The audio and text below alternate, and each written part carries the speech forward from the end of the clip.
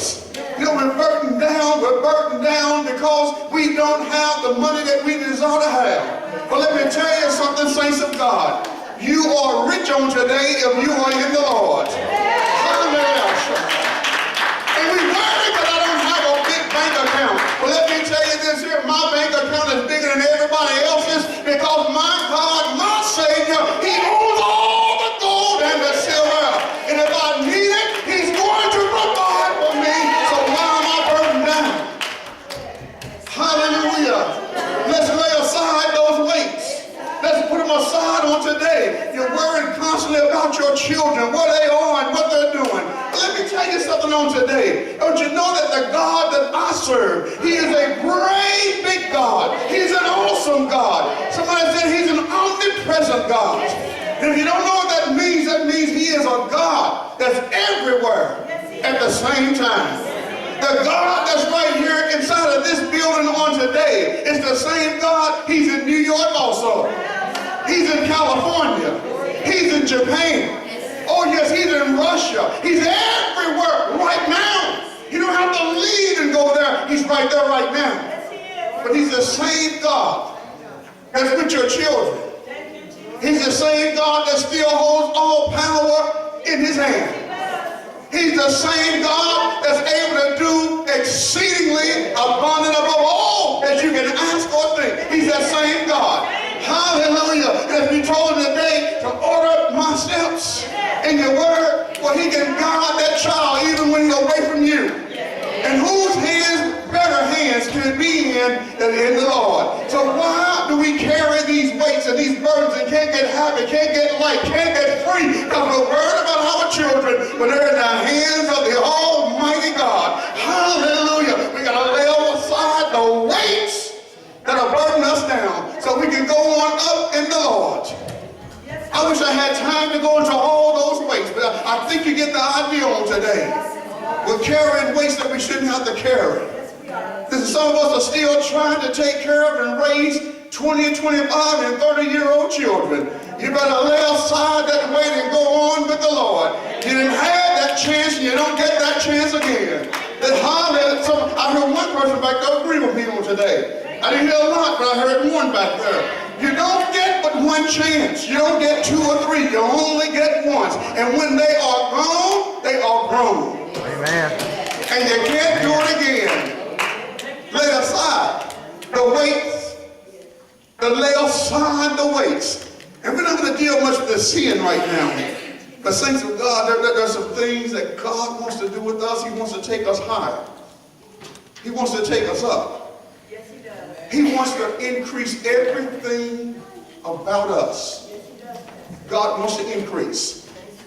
But He can't increase us because we will not let Him do it. He can, but we just won't let Him.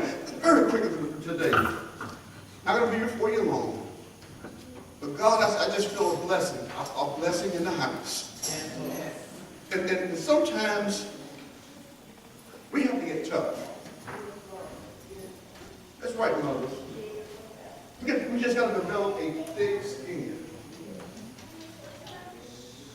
You know, with a thick skin, they can poke you and it doesn't go through. When they're throwing darts and arrows and everything else at you, if you got a thick skin, they're going to hit and bounce off. That's what I mean when I say we got to develop a thick skin. When the devil throwing everything at us except the kitchen sink. Sometimes the Bible says we got to be a strong soldier. We got to be able to endure. If we endure, the devil is going to go somewhere else and leave us alone. Let me tell you something. When you bow your head, that's not going to get him to go away from you. All that's going to do is get him to keep you just a little bit harder. He's going to turn the screws a little bit tighter. That's all that's going to happen. And so what we need to understand today is we've got to get tough. We've got to get tough in the Lord. You can't cry. You've got to take it and keep on standing. Now what do I mean when I say get tough? When you're going through, you don't change what you've been doing. When you get tough, listen, you still get on your knees and pray anyway. Even though it's hard.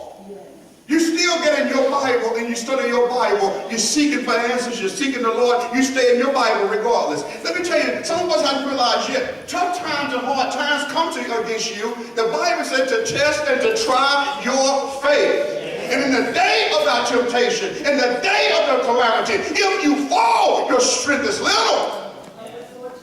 If you can't maintain your level of spirituality, if you can't maintain your relationship with God, if you can't continue to come to church, continue to pray, continue to fast, your strength is little.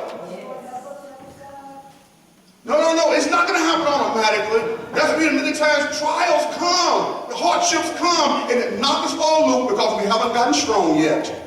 We haven't learned how to maintain. In the time of temptation, in the time of test, you got to maintain. I shared with you on last week, sometimes people think the preachers are immune. Listen, preachers are leaving the pulpit every day. Those of you that didn't know, they're leaving the pulpit every day. So we're not preaching what we don't know. We're preaching because we have to go through it ourselves. We have to endure first because the Bible says the word comes to who first? It comes to the giver. If I'm going to give it, I must be a first partaker of that word. So I'm telling you today what I know. You have to at some point get strong and say, for God I live and for God I die. It don't matter what anyone else say. It don't matter what's going on. I've made up my mind and my heart has been fixed. I'm going to live for God and no one's going to change my mind and I'm not going to turn around. See, we got to get tough. And when we get tough, oh, bless the Lord. When I mean tough, we resist it now. But the Bible said, do what? Resist the devil. And he shall flee from you. And what we have to do today, saints, what God wants to do, we got to create our identity. We've got to create our identity in the Lord. Now, that's a lot said there in just that one phrase. Now, I want to walk a little bit today, because I want to, before we leave it to where we want to get to, because I really believe God has something he wants to say to us. I've said for years, as I look back and watch and I observe the things, Brother Super Dave, I've seen that our young men, young black men, don't have an identity. They don't know who they are. They don't know how to conduct themselves. They don't know how to act. They don't know how to deal with situations because they have no identity. And then when they do try to deal with certain things, they deal with it in the wrong way. They act out of character. You know, you already heard since Black History Month, last month we talked about we come from kings and queens. Well, why are we not acting like kings and queens? We've lost our identity. Let me explain to you what I'm talking about. Did you all know that adolescence, adolescent means teen. Our adolescents, they don't know how to conduct themselves. They have to learn. They have to be trained. They have to be taught. And after we train them and teach them and everything else, that's not even the greatest way that they learn. Because I want you to understand something, parents. Our children are more visual learners than they are auditory. In other words, they do more what they see than what they hear. You can talk to them until you're blue in the face. They're not going to get it sometimes. What if they watched you? Oh, it begins to click then. Amen. So they learn more about what they see than what they hear. Amen. What they're saying is this here. But now adolescent men, when they get to be 14, 15, 16 years old, where's the father? Where's the daddy? Where's the male role model? I've told you before, you ever wonder why? And I hope this is not happening to you young women. Why these boys calling you all B's and H's? But Keila, I see you smiling. Don't ever let one do that to you, okay? The reason that they're doing that is because they have not been taught or trained. And more than anything else, they have not had a father around to see how to show them through their actions how to treat a woman. Do you know that boys that grow up seeing a man, their father hit on their mother, what do those boys more than likely end up doing? Same thing. Exact same thing.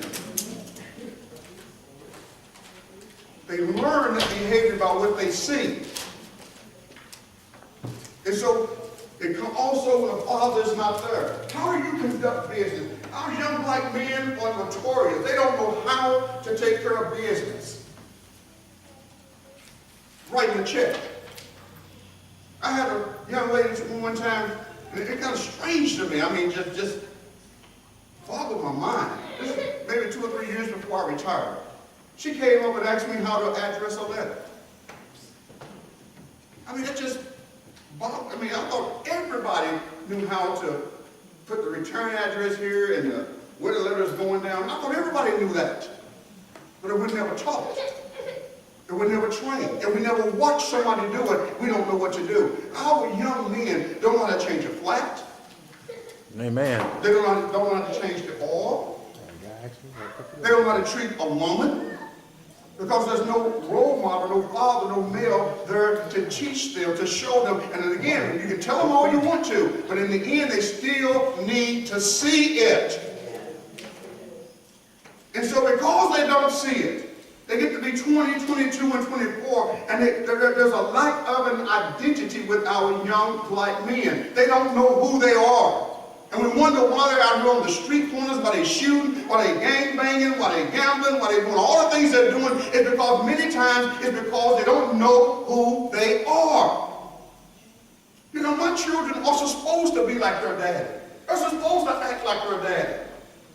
That ought to be a proud thing when they tell one of my boys, well, you act just like your daddy. You know what? That is supposed to be a proud. So if they're acting like their daddy, that means they've learned from me. And hopefully I've acted in a good fashion, and they've learned the good behavior, and they've had an identity that has been created through the behavior that they've seen, that they are emulating. Everyone get that? That's where we learn and become, our identity is created. Not that you're a clone of your parents. You'll never be that. But a lot of your personality is going to come from the people that raise you. Whether you like it or not, it's there. But if you have no one's raising you, where are they getting their behavior from? Who knows? Television, friends, street, who knows? But their identity, and there has been a huge identity crisis with our young black men for a long time. And let me tell you something, mothers, women, you all have a lot to do with that. But one of the things I've been saying for a long time, stop babying boys. Amen. Stop babying teenage boys. When they get to, anybody ever watch this movie, Boys the Hood? I know most of us probably seen it as an older movie. Come on, raise your hand if you watched that movie. At the near the beginning of that movie, what did the mother do with that 11, 12-year-old boy? He dropped him off at his father's house. She did what? Dropped him off at his father's She house. dropped him off. They weren't together anymore, but she got him and she dropped him off to his daddy. And anybody remember what she said?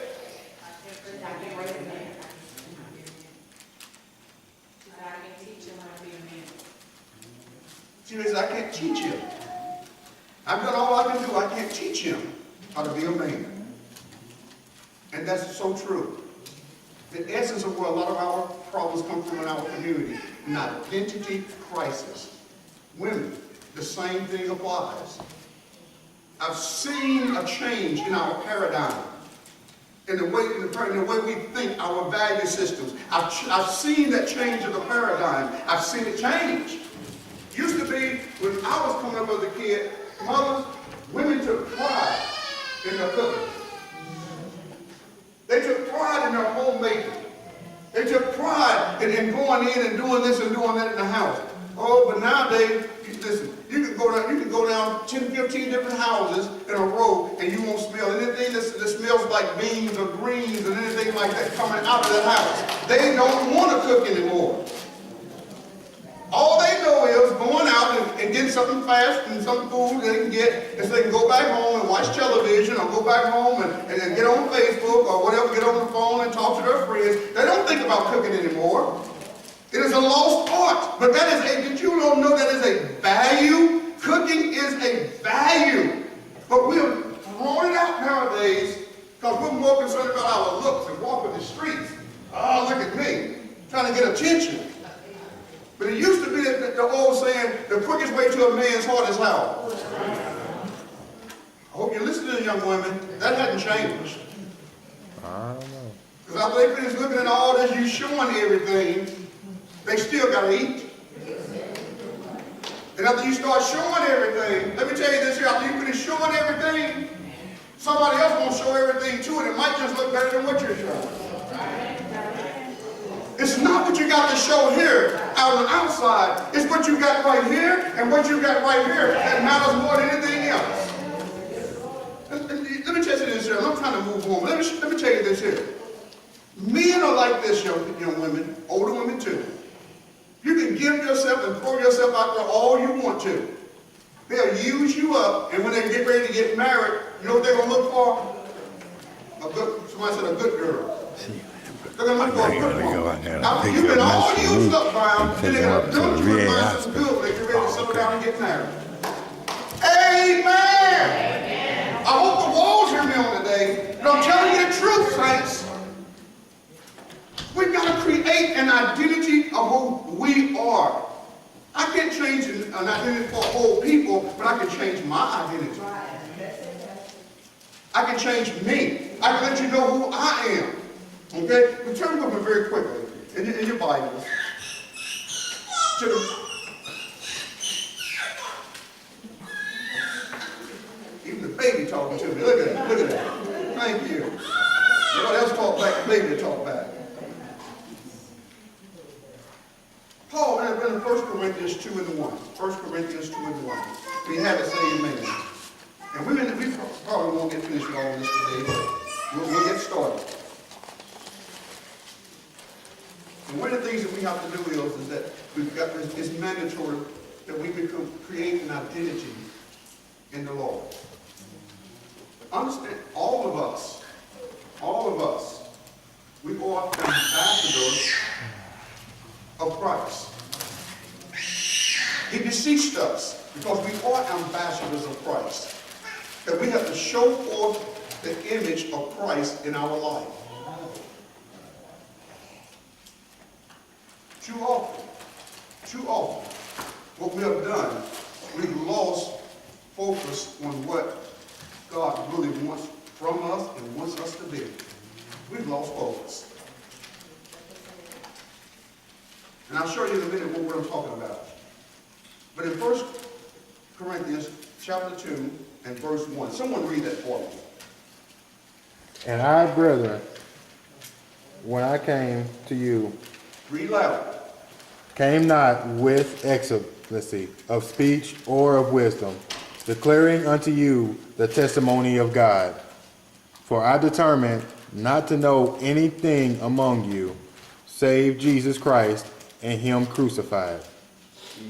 And I was with you in weakness, and in fear, and in much trembling. Keep going. And my speech and my preaching was not with enticing words of man's wisdom, but in demonstration of the Spirit and of power. One more. That your faith should not stand in the wisdom of men, but in the power of God. Amen. Very good. Paul said he didn't come taking on no reputation. He didn't come claiming to be something great or something this and trying to create an image for himself of who he was. He said he didn't come with enticing words, but he came with a demonstration of the power of God. Now, I want to take a few moments and just teach on today, and I want you to pay attention, saints, because God has something to say to us. It's this kind of teaching, I believe, that's going to help bring us up out of the muck and the mire. This kind of teaching is going to let us know, as Paul said, who convinces me of sin. Many people in the church don't even realize that they're wrong because you have not been in the teaching long enough or even coming to the teaching. It's good to come to church on Sunday morning. And I see young people now. That's why I was telling somebody the other day, I thank God for Brian and Brittany. I see too many young people now, they're all about the singing, all about the music, but they're getting no words. And if you're going to be saved, it's not going to be because you can sing. It's not going to be because you can play an instrument. It's not because the music going and you get to dance there once in a while. The devil has a dance. If you're going to be saved, it's because of the word. And so our identity is created, and the way people look at us is because of our behavior. And that becomes our identity. When we see that you don't come to Bible study, you don't come to prayer service, when we see that you come in and you don't know the Bible, you can't even find the right book in the Bible, when I see that the things that you're really concerned about, those things that are temporal, your identity is being created and you don't even know it. People are seeing you for your behavior. Paul said he didn't come trying to craft an image for himself. He didn't care about what he was wearing. He didn't care about what people thought about him or said about him. Paul said, I didn't come to you even trying to build myself up with my words. He said, I came to you with a demonstration of the power of God. Understand this, saints. The demonstration of the power, first of all, is this here. The gift, the talents, and the abilities that God has given us, those things are good. But what do you want more than anything else? I want the anointing. Amen. I want the anointing. You can't sing the anointing upon yourself. I know people say, oh, you can sing this to make yourself feel happy, but I'm talking about that anointing that comes with the slow rain. The anointing that shall remain. The anointing that God has upon us that will help me to break free from drugs and alcohol and cigarettes and prostitution and all this other stuff that has us bound. I want that kind of an anointing on my life, and it takes time to get anointed like that. And when you talk about an anointing that will literally allow you to lay hands on the sick and they shall recover. When you can speak to demons and the demons cry out and then come out of the person. I want that kind of power because then that's my identity. They know that you are a child of God. They knew that Paul was something special about Paul. When they went up to the fire and the snake bit him on the hand, they waited for him to swell up and just roll over and die. He just shook the snake off into the fire and just kept on sitting there. They knew there was something about him. There was an anointing on him because then you drink any deadly thing, it shall not harm you. I want the anointing of God. Your identity is crafted through your anointing, through your relationship with the Lord. See, many people got a song. Oh, the Lord is good. We sing, and people swoon, we get to sing and we swoon. And you know what? You think, oh, that's who I am. And you know what? That's all that you got to look, that you take pride in, or that's all that you care about because I'm special because I can play the drums, I can play the organ. I'm special because I'm sitting on the mother's board or the deacon board. You know, I want a deeper identity than that. I want people to know me because of the gifts, of the work that I'm doing in the Lord. They can look and say, truly, that is a man of God. How did they know that he was the Messiah? I'm telling you, I'm slowing down a little bit here. How did they know that Jesus was the one? John's disciples came to and said, listen, are you the one or should we seek another? He didn't tell them to go back and say, oh yeah, go tell them I'm Jesus of Nazareth, I'm the anointed one, I'm the Christ. He didn't tell them that. He said, go and tell John this, that the blind see, the deaf speak, the lame walk, and women receiving the dead to life again. Just tell them that. You'll know who I am then. I have been identified because of my works. And when I say that very quickly, I'm going to tell you, I may not have time to go with this. In the book of John, the 3rd chapter, and the 2nd verse, it says that no man can do this except God be with you. The works that he did, the works that we do, will mark us and identify us as children of God. There's got to be something about them because of what they're doing. I told you, well, I would love to be able to get so anointed to the point where I want to be like Peter. I knew it was something about Peter. Peter went down to this one city, I can't remember, Capernaum or wherever it was. He went by the people, started getting beds, cots, laying them in the streets. I said, just let the shadow of Peter, just let the shadow of Peter fall on them. Peter was known as a mighty man of God. Not just of the spoken word, but in the demonstration of the power of God. Saints, we want God to be able to anoint us, but he can use us in that fashion. Now, why do I say that? Because first of all, this here, there needs to be miracles need to be wrought in these last days. And God, he works miracles through who? Come on, talk to me. Who did he work miracles through? Us. Through his children, through his saints, through the church, through us. God works miracles through us. And those miracles are wrought to cause people to believe, but it commends us to the people.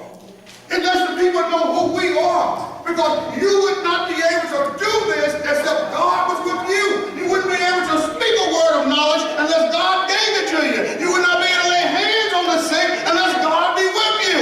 Oh, God lets people know who we are. Our identity has been created. That we are a child of God. But we got too lax and we lost our focus. God used me. Not just in the church, but on the job. I thank God for my identity on my job. I didn't have to go to work and be something different and try to prove to people who I was. I was who I was. And you know what? And I was no holy roller and no Bible thumper on my job. Amen? My identity was created because of the anointing. And see, I got a witness back there too. Brian let you know. Right, Brian? Mm-hmm. They loved Arthur because of the character. When they were in trouble, I was the one that prayed with them. When somebody in their family was sick, I was the one that made sure to go out and visit them. When children got married, I would always send in a card or a little gift when they got married. It's these little things right here that create your identity. And universally, I was loved on my job. But it wasn't because I crafted an image. It was because I had the anointing in my life. When I got ready to retire, this was shocking me. When I got ready to, the day I went in and I was retiring, it shocked me. Natasha, the people were crying. They had tears in their eyes when I retired. And I've been there 30-some years and I've never seen that before. But you know, it's because of the anointing. The realness. Didn't have to fake it. Didn't have to act it, but it was there. My identity is who I was. And saints of God, let me tell you something. Your identity is crafted through the gifts, the talents, the things that you do, the power of God working on us. But let me tell you the one thing the power of God does more than anything else. It transforms us. It changes us. It changes us. It causes me to live right. That is the greatest identity that we can craft right there. Is living right. We have to live right. That's how people know that you are saved. They knew when they identified them as the children of God because of the love that they showed one to another. If you really want to create an identity, become a loving person. be long-suffering, be patient, be kind, be gentle. If you want to show somebody who you are, live right and show those attributes, and they'll know who you are. You don't have to tell anybody about it. They will know who you are. Your identity is who you are. It's been crafted by the acts that you perform. Saints of God, I still listen to too many people in the Lord. Too many people in God. We still out here today, we trying to show people how bad we are. I wish they talked about me like that. Go ahead and say it to me. I bet they wouldn't say it to me. And you know we do that. Now, if they did say it to you or do it to you, what are you going to do? You're going to curse them? You're going to hit them? You're going to knock them down? You're going to knock the head off? Oh, that makes us a big bad person, don't it? It shows that we're not saved. If we got to, somebody said, if we got to throwing fists, we're not saved. Saved people, we don't get up, we don't talk that bad talk like who we are, and I'm bad, they won't do it to me, and they won't say it to me. We don't talk like that. I guarantee you Jesus didn't talk like that. But here we are, and we're trying to create our image of who we are. We're big and we're bad and blah, blah, blah, this and that. And all we're doing is showing our real identity. Amen? Come on, talk to me today. Amen? Because it's in the building. It's in the building. And we will not be able to help anyone if they see us and they identify us as being just like them. Just like the world, we will not be able to save anyone. They have to see us. The Bible says that there be a difference between clean and unclean. Holy and unholy. Let there be a difference.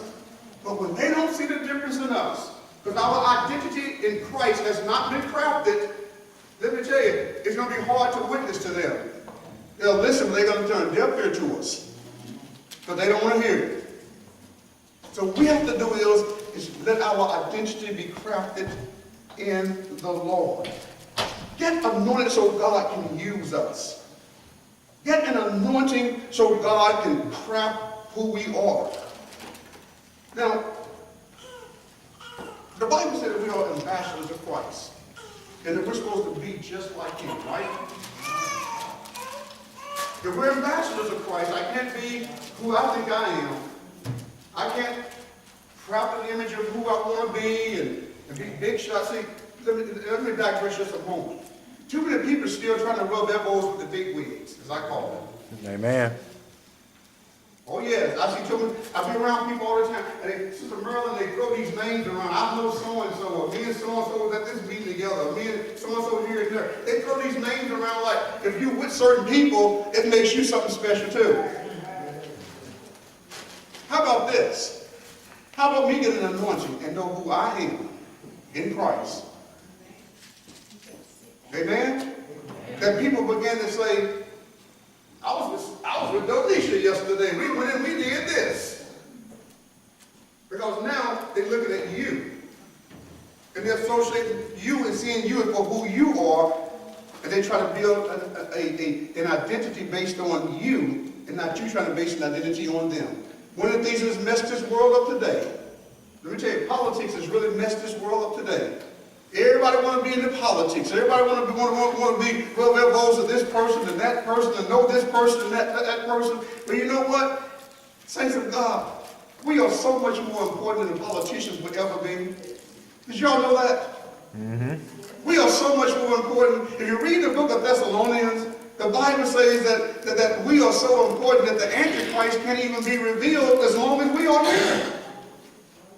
We're holding him, we're keeping the devil at bay because the saints of God are here. He can only sit back and want and desire to do something, but until we are taken out of the way, he can't even come in and do what he wants to do.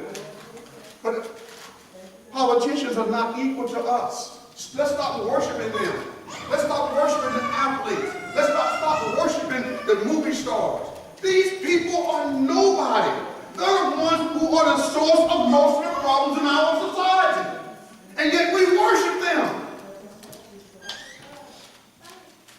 No. Donald Trump would never be more important than we are. Barack Obama, George Bush, Bill Clinton, Ronald none of them were never more important than us. We work and we save souls. We set standards.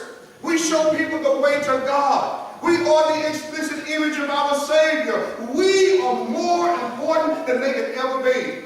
Do you know that one saint praying is more powerful than the whole nation? Because the fervent, effectual prayer of a righteous man.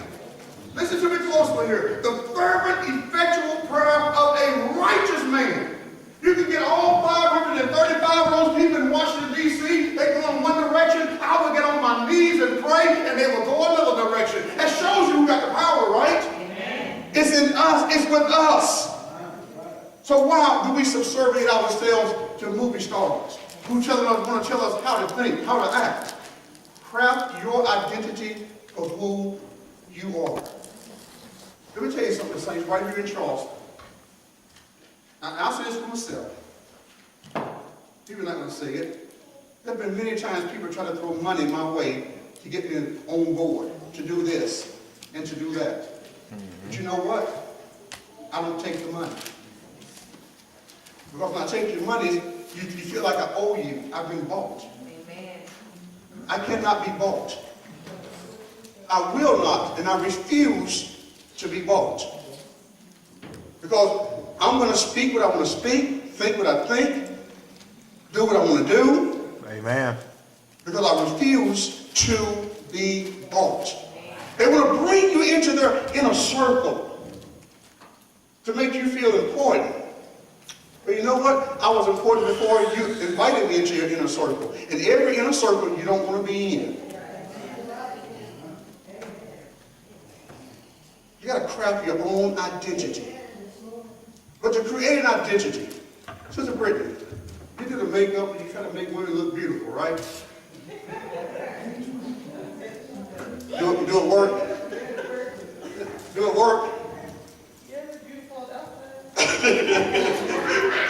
I like that answer. They get beautiful on the outside. And that's all you're fixing up the outside anyway. Exactly. You can't fix up the inside. You can only fix up the outside. But you have to have something to start with. In other words, you have to have an image, or you have to have a model, you have to have a picture of something that you're trying to create. You don't just start working on, I don't know what I'm going to do, I'm just going to start working. You don't do that, do you? You have a picture, you have an image, you have something that you start with, that you want to create from what you have right here. Well, to craft our identity, we got to have something, a picture, an image, or something to start with. You don't just serve God and don't know where you're going, know what you're doing, but you got to know what you're doing, but you got to have something to give you, like a God. And our God is Jesus. The Bible over and over tells us He gave some pastors, some teachers, some evangelists, some apostles. You know, He gave us these people for what reason? For the edifying of the body of Christ until we all are built up, but until we all become into the explicit image, the fullness of the image, the explicit image of Christ. When we start talking about crafting an identity, He is the model. As much as I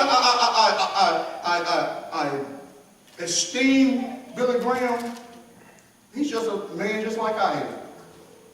As much as I esteem some of the other great preachers that I see out there, they're just men just like we are. We are trying, and we should be trying to be the explicit image of Jesus. So if you're going to craft an image, first of all, you have to know what you're crafting yourself out of. Everybody, somebody say all the time, Sister Sherry, WWJD. They say it, they don't know what to do anyway. I've heard people saying they themselves don't even know what Jesus would do. So first of all, you've got to have that image of Christ in your mind, in your heart. You've got to have that image of Christ. And as you know what He looks like, then I know what I need to look like. And now I can begin to go to work on myself and craft myself, make myself, mold myself in the image of Jesus Himself. Yes. And if I'm not looking like him, maybe I need to start over sometime and say, let me start this thing over so I can get it right. But I need to look just like Jesus in the end. That is the image that we're trying to create for ourselves. And we can't do it for ourselves. It's to take the anointing of God upon us. We can't do it. We can't make myself. I can't get rid of the sin. I can't lay aside the weights. I can't do that by myself. I need the anointing of God. But I also got to know what I'm trying to do. I also got to know what I need to let go of. I need to know what I need to pull off. I need to know what I need to put over here to make this look right. But it's not an image in that fashion, but it's in what we do. Jesus Christ, who is he? And that's first of all what comes when we start talking about crafting an image. Do we truly know him? Do we truly know Jesus? Saints of God, and from a pastor's standpoint, well, there's a lot of people just don't know him. They know about him, they know of him, but they just don't know him. They don't know the intricacies of his thought processes. They couldn't understand, most of us couldn't even fathom the great love that he had to do what he did. He didn't have to come down here and suffer and die. Yes. He didn't have to go through all the things he went through on that night before the crucifixion. He didn't have to go through that. Listen, he had it made. He had a robe on, a priestly robe. He had his place in heaven right there with the Father. But he said, listen, he said, who will go for us? Who can we send? And Jesus said, make me a body. He volunteered. He volunteered. Because he looked down through time. Sister Alfreda, he looked down through time and he saw that you were going to need a Savior. You were going to need deliverance. You were going to need some help. And he said, send me. I will go. And what made him do that? See, that's what I'm talking about, getting into the intricacies of his thought processes. What made Jesus do this? The night in the Garden of Gethsemane, but he knew what he was going to have to face. He knew, but he seen and saw the suffering. He saw the nails going in. What made him do that? If you don't know if you can't fathom and don't know what caused him to do that, you don't really know Jesus. You don't know Jesus. If you don't know what caused him to go to the cross, you really don't know him. But we're going to get to know him, won't we? Because when we get to know him, we're going to be like him. We're going to act like him. And we're going to have a brand new image. But who is Jesus? Somebody said he's King of Kings. He's Lord of Lords. He's the Alpha and the Omega. He's the Rose of Sharon. He's the bright and the morning star. Those are things that just describing him. It doesn't really tell you who he is. But who is Jesus? Who is this unknown God? Who is it? When we get to know that, we'll find ourselves getting to know him, and we'll find ourselves crafting an image where we become just like him. Saints, people can look at us. The world will look at us and know, and they will have a blueprint. They will have a standard. They will have that picture of what they want to be, but they see it in us, just like we see it in Christ. They'll see, and so I remember one time on my job, the guys that had a real bad habit of picking on people. They just pick on them, pick on them, pick on them. One guy, they picked on him so bad he was crying one day. Just tears. Not to tell him, just leave him alone. A person can only take so much. Just leave him alone. But they just had a problem of picking. So one day, one of the guys, I guess he felt like he was going to pick on Arthur. And so as he's picking, I'm just quiet. I didn't say anything. I'm just keeping on working, keep working. And so about the time the break time coming, just so happened where I worked at, everybody had to go past my work area to get to the break room. And so I'm sitting there over there, and they start coming by, and he starts still picking. He says something. And I turned around and I looked at him, and I said, you know what? I don't have a thing to say to you until you stop lying on me. He went on. Right after that, about less than a minute later, just a minute later, some guy comes over, one of the other guys come over. He said, man, you handled that just right. He said, you did that just right. He said, they messed with me. He said, I just got mad and I blew up and I told them I didn't let my name come out of your mouth no more. But we are the standard. We show them because of their anointing. I didn't have to make a big scene to make a point. I didn't have to go act unseemly. I just show what Christ would be like. We are the standard. God needs us to create and craft an image so that when we craft the image of who he is, people see us and they see Christ. But we are the explicit image, and we are the light that shines, that you can't put it out. We're that city that's set on a hill. We are the salt of the earth. We are the plumb line, saints of God, that he needs to show the world. Don't be afraid to let God bring you up and put you in the spotlight. And I say this, look at me. I say this from experience. Sometimes we feel like we're not worthy. I told you, I'm talking from experience. Sometimes we feel like, well, I'm not qualified. But those whom God calls, he said he would do what? Qualify. He would qualify you. You would never be able to qualify yourself. You got to stop staying down, lay aside the weights that are holding you down, from keeping you from flying. Lay aside the sin that seems like got us trapped that we just can't get away from it. You got to lay it aside and run without the weights and run this race with patience. And while you're running that race, let me tell you something. You're becoming more like Christ every day. You're becoming more like him every day. If I don't give up, if I don't take down, I'm becoming more like Christ every single day that I walk with him. Too many times we sit there talking about, listen, and I need to say this before I close. I need to say this. Pastor, every pastor sees things that sometimes we just can't, we don't say because we're long-suffering and we're patient. But every pastor that we don't look for you to become a superhuman Christian overnight. But you know what we look for? We're looking for progress.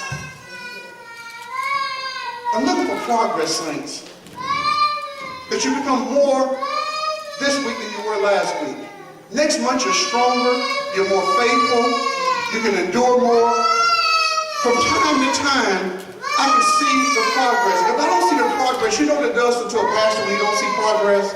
Come on, mothers. What happens when a pastor can't see progress? It discourages us.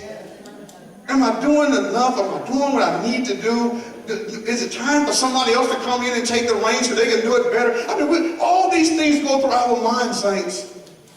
I need to see progress. I need to see you becoming more faithful. I need to see you at prayer service more often. I need to see you at Bible study more often, at Sunday school more often, at church more than we're coming. Listen, if I don't see that, I think that I'm a failure. I think that I'm doing something wrong. And maybe I am, I don't know. But you know what? A pastor needs to see progress in the people. If we don't see progress, and I admit, there have been times when I've said, Lord, is my time here over? Is it time for someone else to take the reins? Now I'll tell you something else. I don't have a problem with that either. Saints, did you hear what I just said? I don't have a problem with it. Because we have to know, and I don't want to be some of these pastors 80 years old and still up trying to pastor church. Can't walk, barely can hear them talking, and still, no, when my time is over, I want to know. When I've lost my effectiveness over the congregation, I want to know, God, so that I can just gracefully step aside and let the other person come in and take it on up. Amen? Amen. That helps. Sometimes it's also too in our auxiliaries. You know, sometimes we've been in that same positions, doing the same thing so many years that people just kind of lose. You know, sometimes it's good to change up. Sometimes it's good to let somebody else take the reins because they may not be able to do it just like you did it, but they may be effective in the way that they do it too. But we've got to understand this, saints. Our image that we craft can't be about us. It has to be about Christ. It has to be about Christ. The more pride that we carry, the less we're going to be able to be like Christ. Amen. We think that we got so puffed up in our mind, think that we're so important, this and that, the less Christ can use us and work on us. We have to be humble enough to be able to take the low seat. I was sharing with somebody one day So I'm a small town preacher. I pastor in Charleston, Missouri. I know there's T.D. Jakes out there and the Billy Grahams and Creflo Dollars and all these people. I know they're out there, but I'm a small town preacher. I pastor in Charleston, Missouri. If that's all I do for the rest of my life, saints, I can live with that. I can live with that. But also, you know, that mindset I wish was in so many other people, because if we had that mindset, we could be so much more effective in our local communities, working right around here with the people in our here and there, if we had that same mindset. God spoke that to me one day a couple of years back in prayer. He said that some people, they'll waste 20 years of good ministry trying to be something that they're not. 20 years. Can you imagine wasting 20 years trying to be like T.D. Jakes and never becoming T.D. Jakes? That's 20 years wasted. Be who we are. We craft an image. We become who we are right here and right now. And if God wants us to do something different, He would do it Himself. We can't do it, saints. We're trying to be Shirley Caesar. We're running around here and there and people using us. Listen, mothers, you all know this. People will use us up when they know that we're ambitious. Did you all know that? When we become so ambitious that we're anybody, hey, come on over here. I want you to play for me. I want you to sing for me. I want you to preach for me. And we get to feeling the thing we're so important, this and that. And all they're doing is using you. When we become ambitious, puffed up and proud in that fashion, trust me, you are going to get used. And many times used up. So the image that we're trying to create today is an image of Jesus. You got a picture of who He is. Yes, He is the Rose of Sharon. He is that bright and morning star. He is the King of Kings. He is the Alpha and the Omega, the beginning and the end. He is that, listen, and He is that same God that made the sun stand still. He's the same God that killed the Egyptians and held up those Red Sea and killed the Egyptians. He's that same God. But I also know Him as another God who's long-suffering, who's patient, who's kind, who's gentle. Oh yes, He's that God on today. And if I want to be like Him, I got to have the same attributes.